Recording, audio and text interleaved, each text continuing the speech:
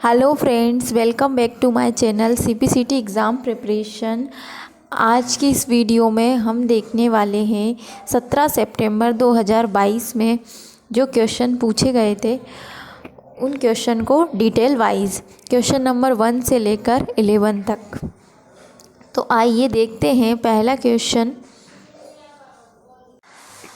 Question पूछा गया था, विंडोज़ को मैक्सिमाइज़ करने का मतलब क्या होता है।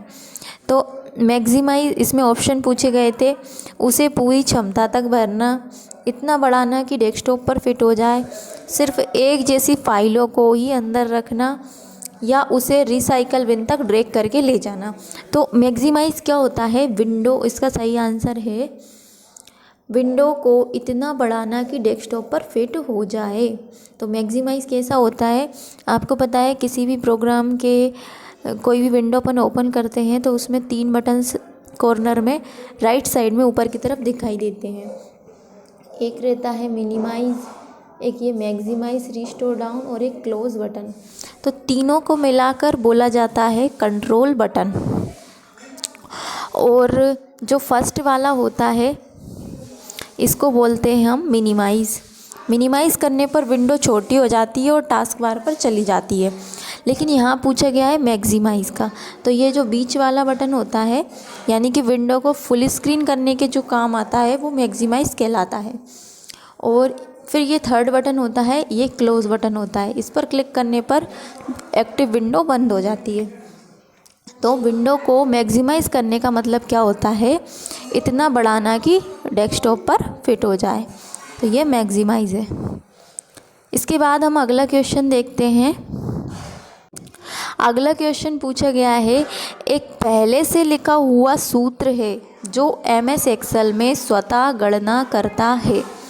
मतलब कि कैलकुलेशन के लिए लिखा गया वो तो फॉर्मूला होता है, लेकिन पहले से लिखा हुआ सूत्र उसको क्या बोलते हैं? तो ऑप्शन है इसमें समीकरण, फंक्शन, टेम्पलेट, चार्ट। तो इसका सही आंसर है फंक्शन।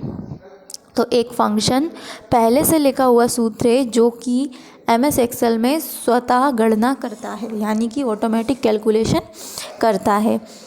फंक्शन की परिभाषा हम देखेंगे। फंक्शन को हिंदी में प्रकार कहते हैं।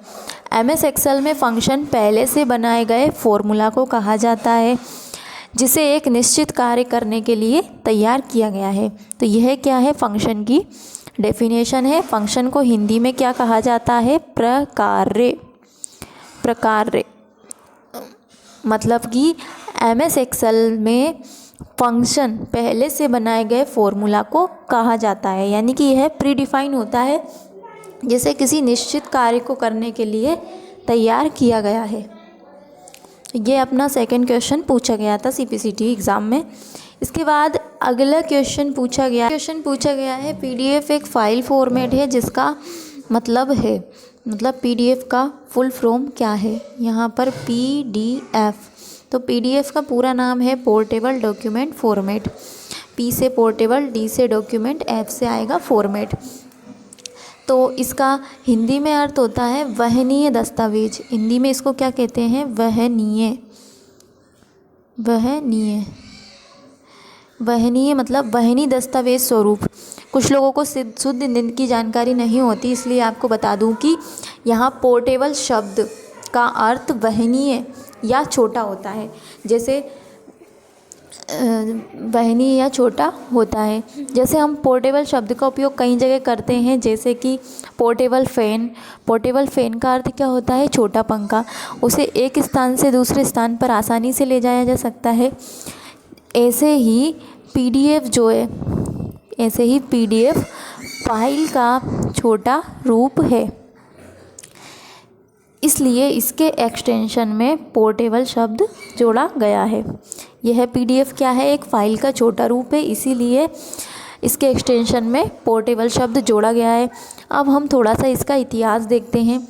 तो ये पीडीएफ जो है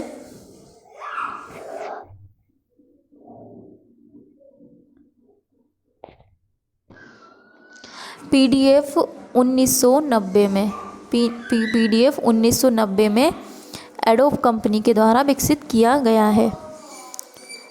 ये एक्सटेंशन किसके द्वारा तैयार किया गया है? 1990 में एडोब के द्वारा विकसित किया गया है। इसके बाद देखा जाता है कि 1993 से लेकर 2008 तक 1993 से लेकर 2008 तक एडोब पर सिर्फ एक का ही हक था।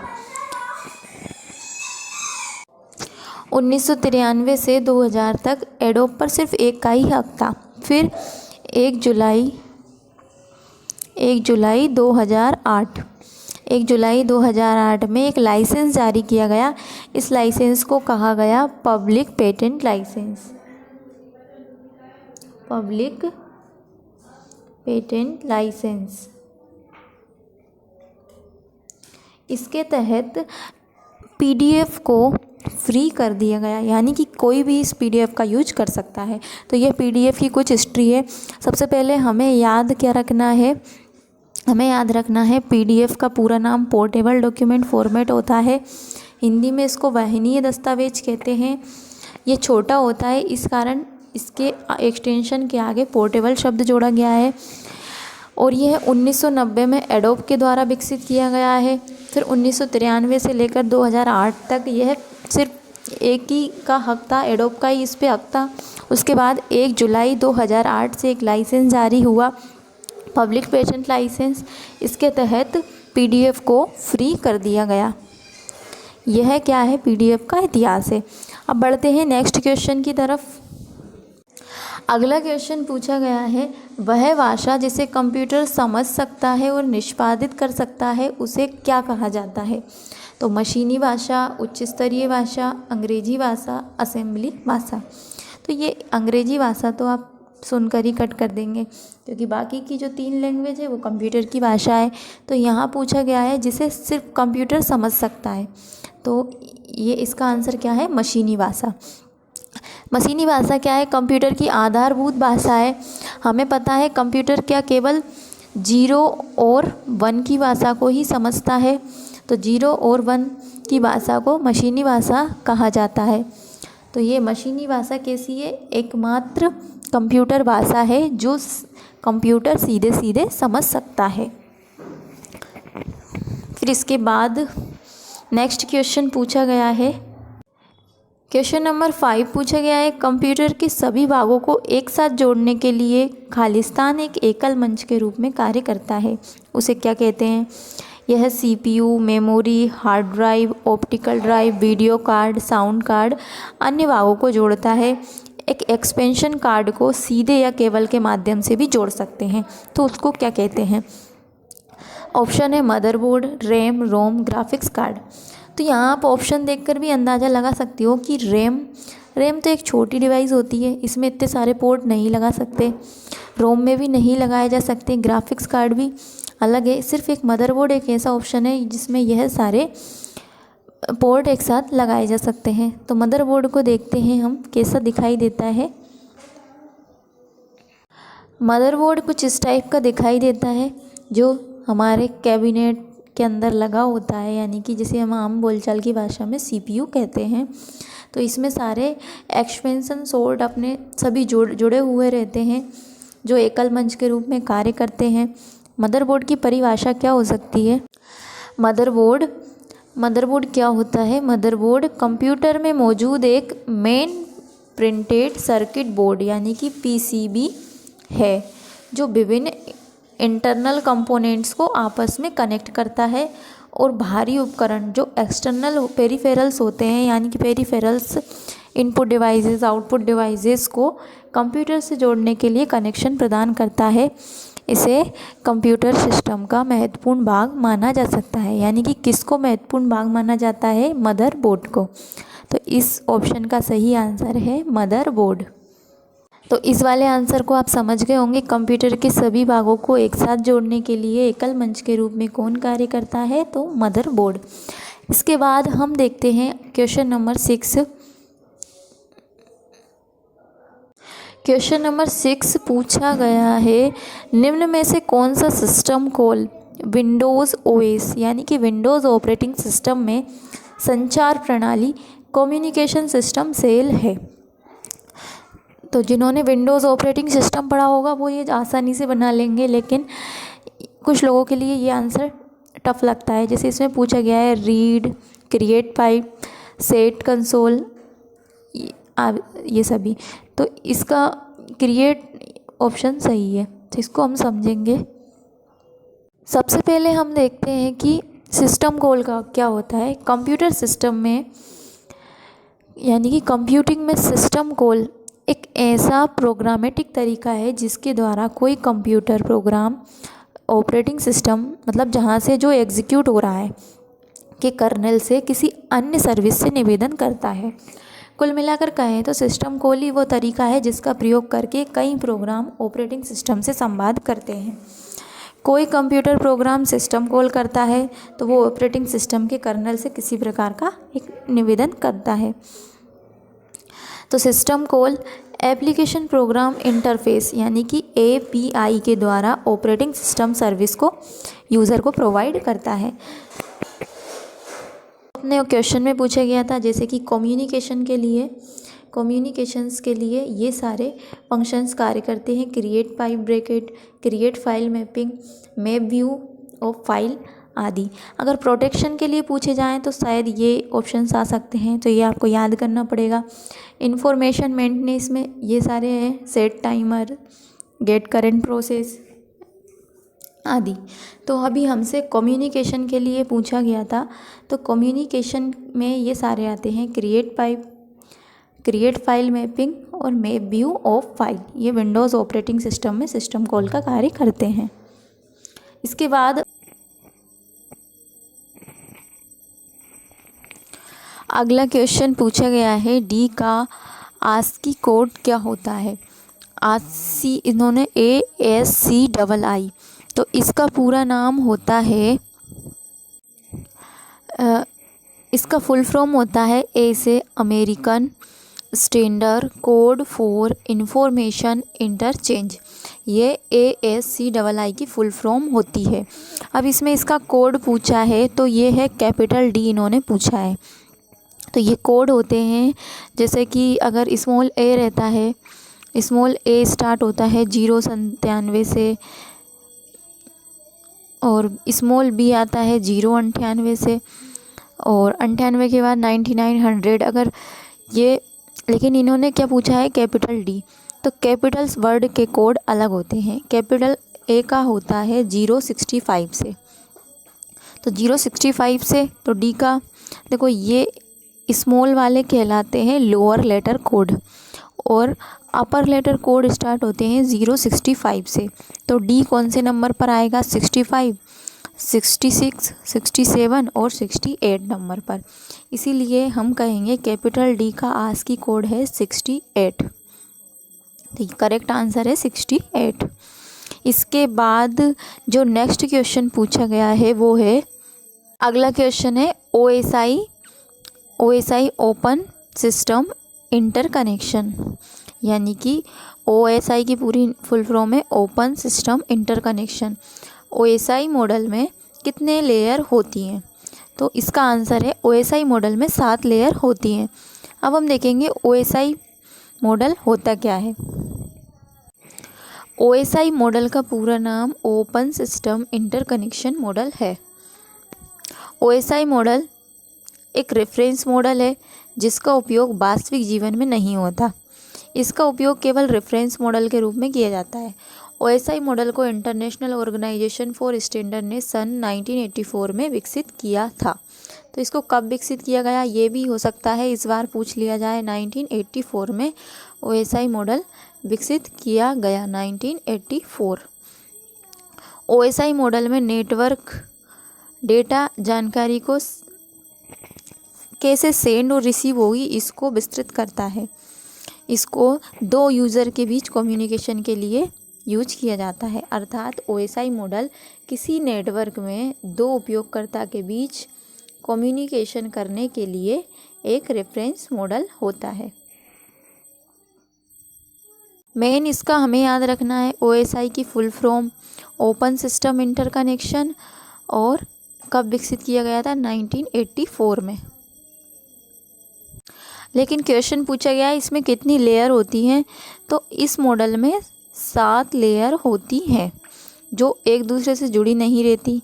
ओएसआई मॉडल की प्रत्येक लेयर एक दूसरे पर निर्भर नहीं रहती, सभी का काम अलग अलग होता है, लेकिन डेटा का ट्रांसमिशन एक लेयर से दूसरी लेयर में होता है। इस प्रकार प्रत्येक मॉडल की प्रत्येक लेयर का अपना अलग अलग काम होता है, जिससे डाटा आसानी से एक सिस्टम से दूसरे सिस्टम में पहुंच सके। इसीलिए इसका करेक्ट आंसर हो जाएगा ओएसआई में कितनी लेयर होती हैं, तो 7 लेयर होती हैं। इसके बाद अगला क्वेश्चन हम देखेंगे। नेक्स्ट क्वेश्चन पूछा गया है, दी गई दशमलव संख्या का बाइनरी समतुल्य क्या है। यानी कि यह आया है कोडिंग डिकोडिंग, मतलब डेसिमल को बाइनरी में कन्वर्ट करना है। इन्होंने दिया है 64 और का डेसिमल में क्या मान होगा। तो इसको हम कैसे सोल्व करते हैं देखते हैं। जैसे कि ये 64 है, तो 64 में हम बाइनरी क्या पूछा है 2, तो 2 से डिवाइड करते हैं। 2 से करेंगे तो यहाँ पर रिमाइंडर क्या बचेगा, जो शेषफल, यदि कुछ नहीं बचता है तो हम 0 लिखते हैं। फिर हम 2 से डिवाइड करेंगे। यहाँ पर 2 से ही डिवाइड करना है। अगर 15 भी आ जाए, पीछे विषम संख्या भी आ जाए, तो भी 2 से ही भाग देना है। 2 से फिर हम भाग देंगे तो ये 16 टाइम जाएगा। शेषफल क्या बचा 0, जो शेषफल बचेगा वो हम इधर लिखेंगे। फिर इसको 2 से भाग देंगे, 8 बार जाएगा, शेषफल बचेगा 0। फिर 2 से भाग देंगे, 4 बार जाएगा, शेषफल फिर 0 बचेगा। फिर 2 से देंगे तो शेषफल क्या बचेगा 0। फिर एक बार और 2 से जाएगा तो शेषफल 0 बचेगा, लेकिन नीचे क्या बचेगा 1। इसको दोबारा समझते हैं, जगह नहीं बची। यहाँ हम समझते हैं 64 को कैसे हम बाइनरी में कन्वर्ट करेंगे। 64 क्या है, एक डेसिमल नंबर है, इसको बाइनरी में कन्वर्ट करना है। तो बाइनरी में कन्वर्ट करने के लिए जो भी नंबर दिया होता है उसको हम 64 से डिवाइड करते हैं। तो 2 से डिवाइड करेंगे और यहाँ पर हमें क्या लिखना है, शेषफल। तो 2 से 32 टाइम जाएगा और रिमाइंडर यानी शेषफल बचेगा 0। फिर 2 से देंगे तो ये 16 टाइम जाएगा, शेषफल बचेगा 0। फिर 2 से देंगे तो ये 8 बार जाएगा 0। एलसीएम एचसीएफ तो सबको आते हैं। 2 से देंगे फिर ये 4 टाइम जाएगा, शेषफल यहाँ फिर 0 बचेगा। फिर 2 से 2 बार जाएगा, शेषफल 0। फिर लेकिन 2 से जाएगा तो यहाँ 1 आ जाएगा और शेषफल बच जाएगा 0। इस टाइप से हमने इसको सोल्व किया है। लेकिन इसको लिखते कैसे हैं, ये हमने इसको कन्वर्ट कर दिया, लेकिन लिखने का तरीका क्या है, यहाँ से लिखा जाता है यहाँ तक, उल्टा इसको लिखना स्टार्ट करते हैं। तो पहले क्या है 1 है, फिर 0 कितनी बार है 1 2 3 4 5 6 टाइम 0 है, तो 6 टाइम हम 0 उतार लेंगे। तो ये क्या हो जाएगा, डेसिमल में कन्वर्ट हो जाएगा। इसका सही आंसर है ये। इसीलिए इस वाले ऑप्शन का राइट आंसर है 3rd वाला। तो यदि कोई सा भी नंबर दिया हो और डेसिमल में दिया हो, यानी कि डेसिमल मतलब इसका आधार 10 होता है, यदि नीचे 10 दिया है और 2 में कन्वर्ट करना है तो हम 2 से ही भाग देते हैं और जो शेषफल आता है उनको उल्टा लिखा जाता है। इसके बाद अगला क्वेश्चन पूछा गया है, एक अंकीय टेबलेट का उपयोग निम्न में से किसके लिए किया जाता है। तो चित्रों का अनुरेखण करने के लिए, ग्राफिक्स टेबलेट जो होती है उनका यूज चित्रों का अनुरेखण करने में किया जाता है। इसके बाद नेक्स्ट 11 क्वेश्चन पूछा गया, एमएस एक्सेल में निम्नलिखित एमएस एक्सेल फंक्शन का मान क्या है। तो इन्होंने फ्लोर फंक्शन का पूछा है। तो आपने देखा होगा सीढ़ियाँ देखी होंगी, तो सीढ़ियों से ऊपर चढ़ना उसका मतलब क्या होता है, सीलिंग, और नीचे की तरफ उतरना उसको कहेंगे फ्लोर। तो इन्होंने मतलब सीलिंग का मतलब होता है यह किसी फंक्शन की अधिकतम वैल्यू रिटर्न करता है और फ्लोर क्या करेगा, न्यूनतम वैल्यू रिटर्न करेगा। तो फ्लोर में दिया है 134 और 19, तो 19 134 में 19 से पूरा पूरा डिवाइड कब जाएगा, जब अपने पास 133 होगा। तो ये क्या है, फ्लोर फंक्शन। इसके बाद जो नेक्स्ट 12 नंबर के क्वेश्चंस हैं वो हम अगली वीडियो में देखेंगे। Thank you.